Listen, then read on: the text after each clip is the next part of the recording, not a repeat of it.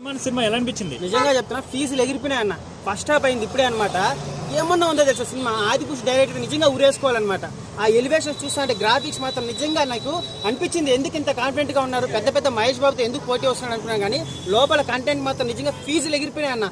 అసలు ఏమి గ్రాఫిక్స్ తెలుసా, అవతార్ రేంజ్ లో ఉన్నాయి. అసలు ఇంత చిన్న తక్కువ 25 కోట్లలో ఇలాంటి సినిమా రావాలంటే మాత్రం ఫీజులు ఎగిరిపోయినాయి. అసలు ఆ గ్రాఫిక్స్ చూస్తా అంటే మన హీరో కూడా పుష్ప అల్లు అర్జున్ కాపీ కొట్టి ఆ సీన్లు కానీ గ్రాఫిక్స్ కానీ నిజంగా చెప్తున్నాను, లిటరల్లీ చెప్తున్నాను, అవతార్ రేంజ్ లో ఉన్నాయి గ్రాఫిక్స్. నిజంగా సూపర్ అనిపించింది అన్న. నిజంగా హనుమాన్ పాత్రలో చిరంజీవి గారు యాక్ట్ చేశారు అన్నారు, సినిమాలో చూడాలి. సెకండ్ హాఫ్ లో చూడాలన్నా. ఫస్ట్ హాఫ్ వరకు చెప్తున్నాను, ఇప్పుడే ఫస్ట్ హాఫ్ అయింది. ఐమాక్స్ లో గూస్ బంప్స్ వస్తున్నాయి అనమాట ఒక్కొక్క సీన్ చూస్తా ఉంటే. నిజంగా చెప్తున్నా, రేపు మహేష్ బాబు అన్న సినిమా కొంచెం అటు ఇటు అయినా కూడా నిజంగా హనుమాన్ పండ పెట్టేస్తుంది అన్న. ఆ ఎలివేషన్స్ నిజంగా ఆదిపురుష్ డైరెక్టర్ అయితే ఊరేసుకోవాలా. ఇలాంటి సినిమా తీయాలి. అసలు ప్రభాస్ పెట్టి పిచ్ బుక్ సినిమా తీసాడు వాడు. ఇది చూసి నేర్చుకోమను.